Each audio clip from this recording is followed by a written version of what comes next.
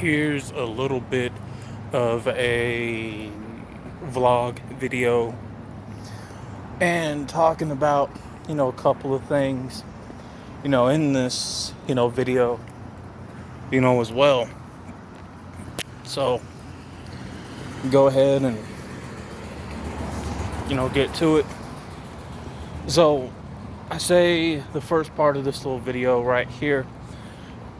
Some people want to know if I have a Levi collection, and I do not have a Levi collection. I say that because I have uploaded a leather jacket collection part 1. Part 2 will definitely be in the making. It's just it won't be till sometime in January of next year.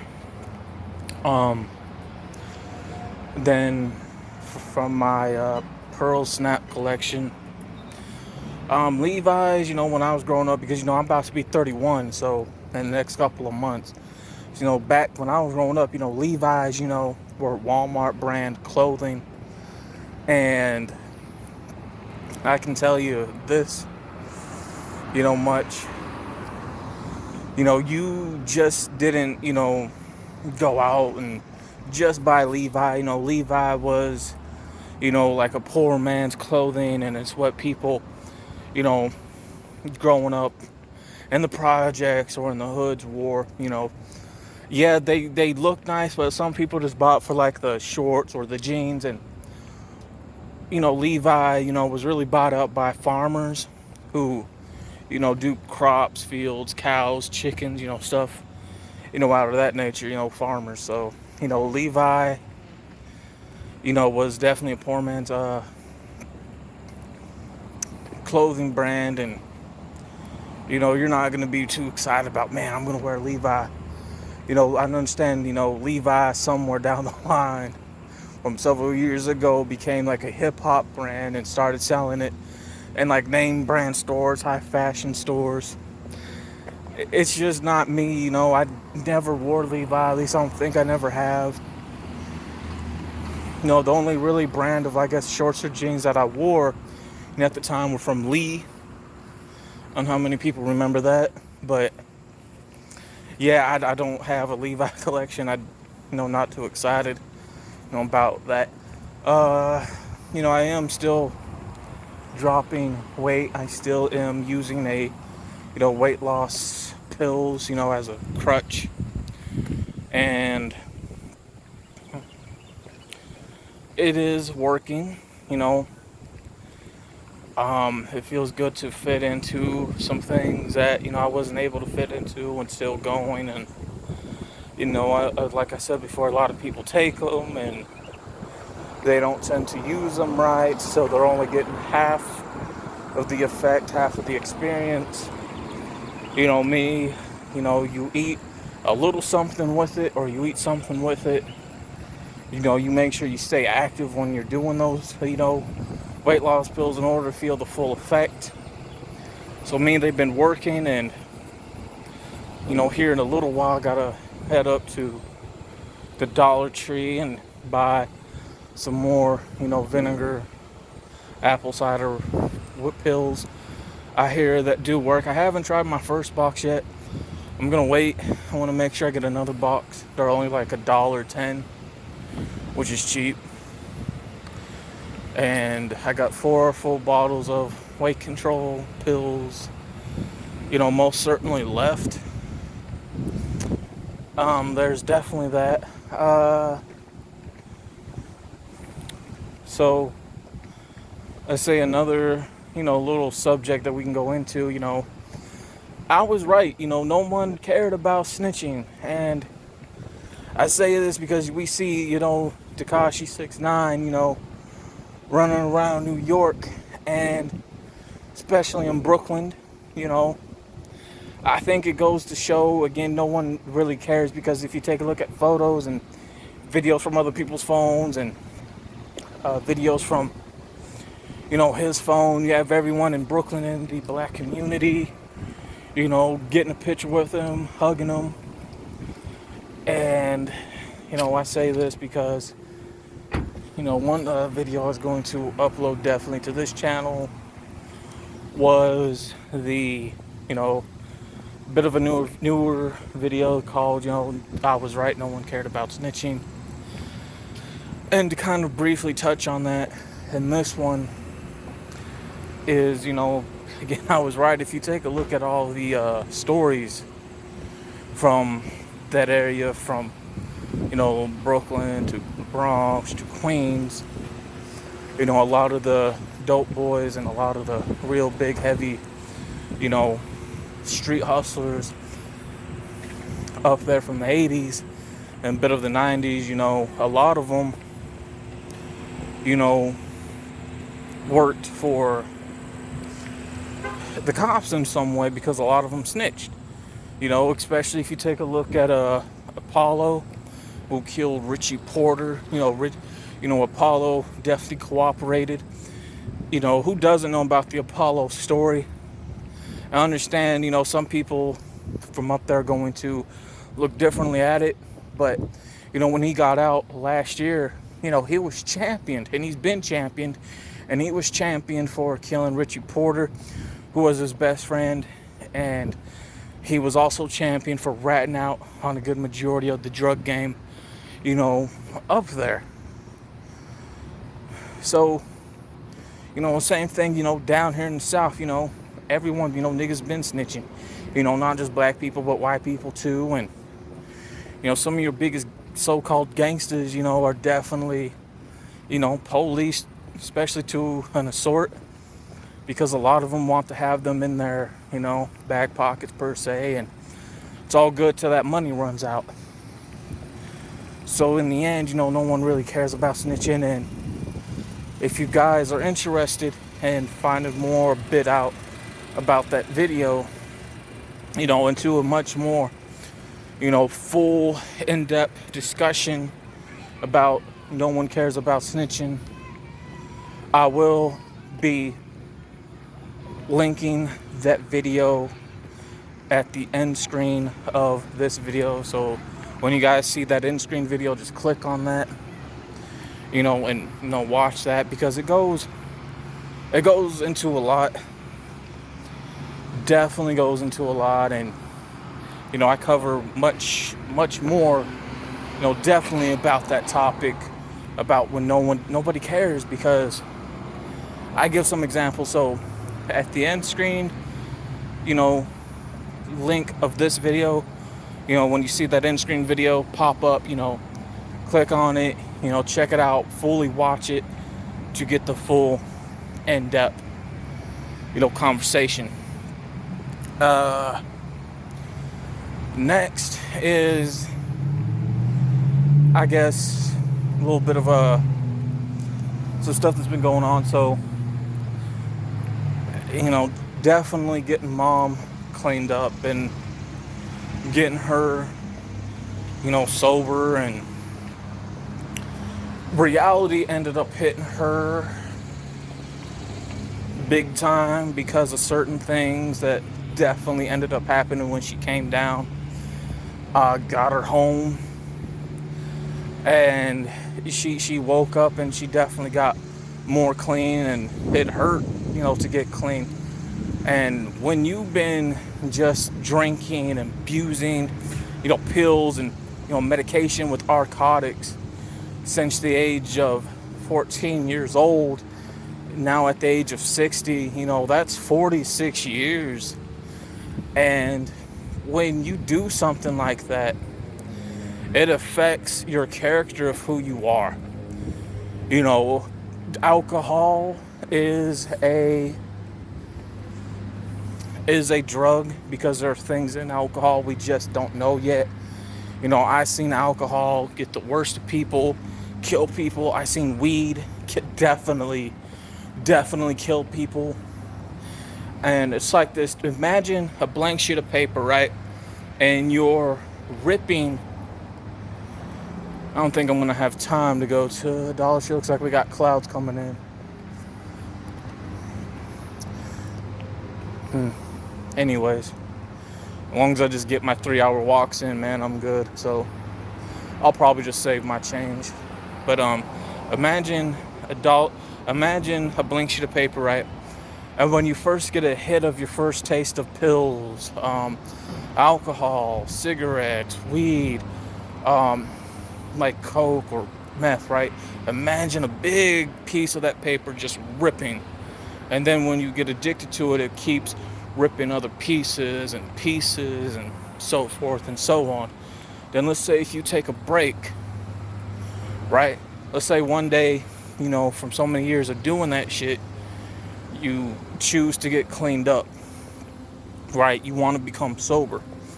Well, that paper will heal up, but it won't heal up to an extent because you're still going to have rips and tears that will still show as damaged tissue or damaged psyche to the character that affects the brainstem.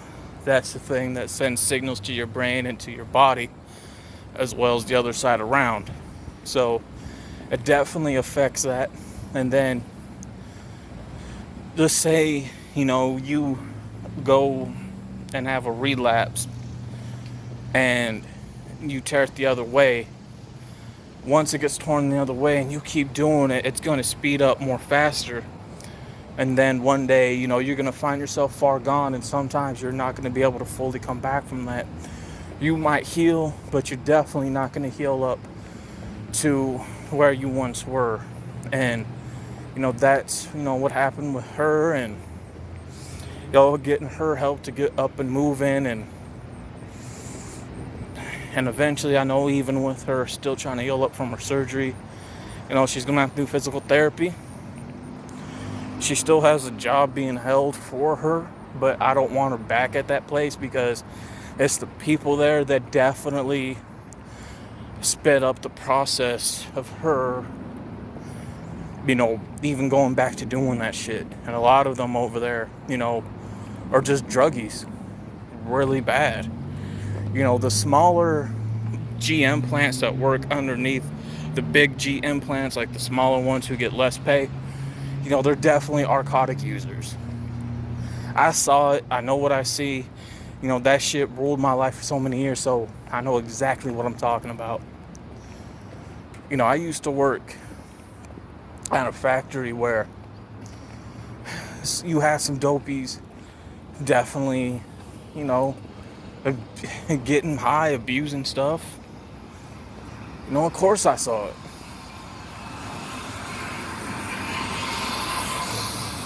I do know she may have to do physical therapy as well. And a lot of this stuff, I think it's definitely needed because there's only so much that I can do. And, that's why I speak out on things like that, because I know how it affected my family. I know how it affected me, especially where I'm at in life now. And the dangers of it. It's definitely a dangerous thing. People think, especially, in the music world, every musician thinks, I'm gonna need some drugs, I'm gonna need alcohol to work, concentrate. Oh man, it's gonna help me better. No. It's like what Ice Cube said on the 100 Miles and Running, album. On the song, Express Yourself, right?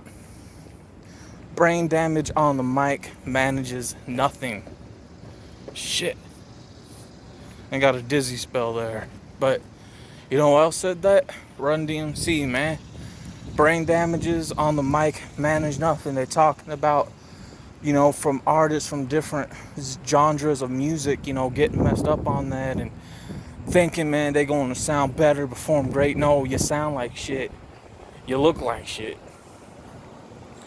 That stuff doesn't help nothing. That stuff doesn't, manage, anything at all.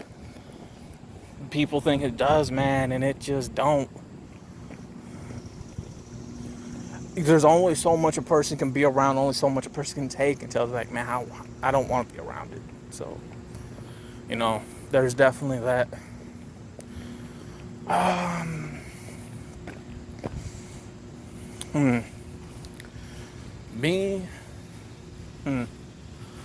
Definitely been considering and definitely took some thought into next year. I think next year definitely with my mind made up. Gonna be putting away money, you know, early next year until early May, because I'm definitely gonna be moving.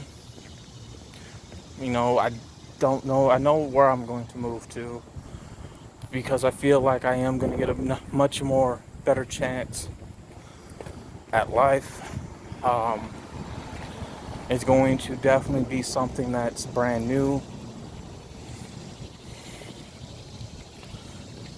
where I am going to have a better chance again, and definitely a really fresh start in life, because I've been in Colombia for 30 years, almost 31 years, and I'm about 30 years old, so it's it's it's definitely something. Like, you know, I was born before moving to Colombia, and both of them, you know, pretty much caught up with each other, just maybe several years apart in the 30 range with me, and then living where I'm at now. It's definitely time. Um, I know I got to get things set up. You know, there is decent living where I'm gonna move to. You know, decent rent.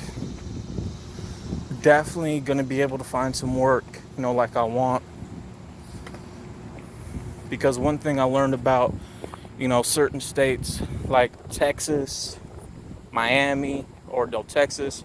I say Miami, but you know, Florida, you know, Texas, Florida, New York, California, you know, Montana, you know, they're very, very rich states. Very rich states. And I guess you can say the same as, you know, in Denver, Colorado, right? They're very rich places. There's always going to be something to do, something to look at, something to go see. You're not going to run out. And they don't care about you having a high school or college degree. As long as you're available and eligible to work, that's all they care for. That's all they care for. You know, unlike, you know, places like Tennessee and the town that I stay in, you know, it's very, you know, quiet. I guess you could say ruled almost. A country, nothing here. And the thing is, you just can't go out and get a job without a high school and a college education or degree. So they want somebody with, you know, that has like a college and high school diploma and degree in order to work. And, you know, that sucks, because I wish an old job was still available. I would have, you know, sucked up my pride to go back to work at the TRC, but I know it's not there, and I would only go back there just for the money, even though the same people ain't there anymore, like the same staff, such as your, you know, what's the word I'm looking for? Your supervisors and shit. But that place couldn't stay open because of funding, and funding means keeping the doors open and being able to pay workers. So couldn't do it. Even if it was open and there was new staff there, I would, you know, work there for a bit to see, okay, man, did it change for the better? Did it change for the better? Who knows? Man, who knows if it would or if it wouldn't. I don't think it really would, to be honest with you. Because the living, you know, the TRC living campus is definitely the same at the workplace. It's nothing but bullshit and drama. Nothing but bullshit and drama. But, you know, if it was still there, then, you know, I would like, yeah, okay, I'll go suck up everything, you know, go back to working there just for the money. Just for the money. You know, right now, I'm lucky if I see to $40 off, you know, just regular bullshit work, but it is what it is. And I shared stories and examples so many times of, you know, why I can't get a job here in the state of Tennessee. There's that. I definitely took the retirement route of art. There is so many reasons. I don't know if I shared that video on this channel or not, but you know, I have my reasons why. You know, one of them is health issues. You know, with me having diabetic nerve pain in my hand, that's one, and I can barely even hold a pencil these days. No, there's other reasons that definitely follow, you know, to that, but I'm not going to get into all that.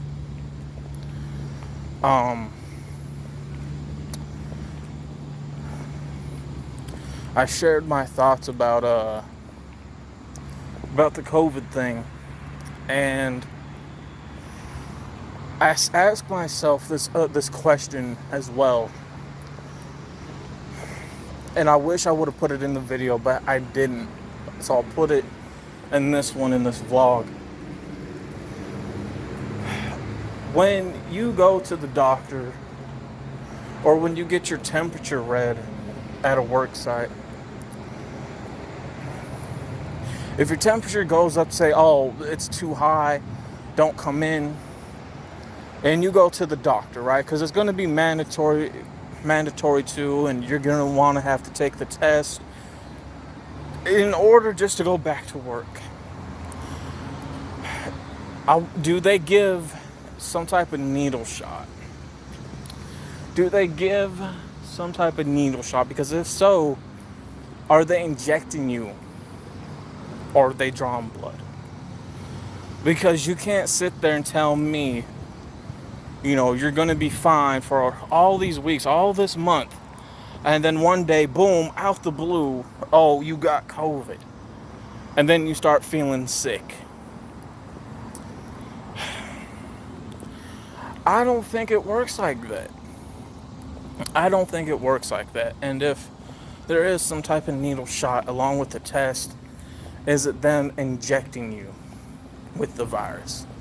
You know, I say that because all these cases, all these numbers going up with everyone being diagnosed with it, how accurate are those numbers? How accurate are those numbers?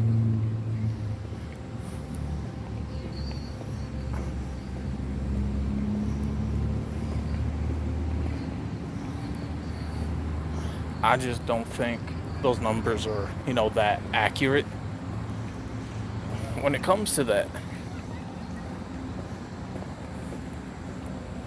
I just don't think a lot of those numbers are going to be accurate when it comes to those things, and it is something to think about. You know, me, I'm out here, you know, every day without a mask. You know, I carry the recyclable ones, but that's only if I need to go somewhere to a store, because it is now store mandatory law to wear one in the stores. You don't have to wear them outside, but you definitely have to wear them inside. And again, it just raises, you know, again, one of the things that I theorize and question about, you know. They want to point out people who are at risk, but those who are at risk don't get it. It's almost like what they already have keeps them immune to the virus. And then you look at the people who don't have those conditions end up getting the virus the most, the fastest, the quickest. So it really makes one think, you know, about that. And I go into that subject talking about how schools, you know, will definitely need to work next year after all this. And it looks like they're taking into the consideration of doing online teaching for elementary, middle, and high school students through Skype. And having kids still do work and having them, sending it to their teacher, which is good. I'm glad that's going, and I think it's only going to definitely develop even more to where it's going to be an actual course, an actual program course, like they have with like online classes with colleges and GEDs. It's only a matter of time, but right now they're doing what they can do with Skype, teaching how they can teach, making sure they make sure they got their students in that Skype call and that Skype class to work, and to still being able to move on to the next grade, being able to get some type of education. And we got thunder coming in. I'm gonna head back, but I'm glad to see that they're doing something. That's definitely good. It's definitely good. But if you guys want to know more about my thoughts on how schools should work next year, check out that video. I'll definitely link that as well as an end screened video for everyone, so people can check that out. That being said, I'm out. Peace.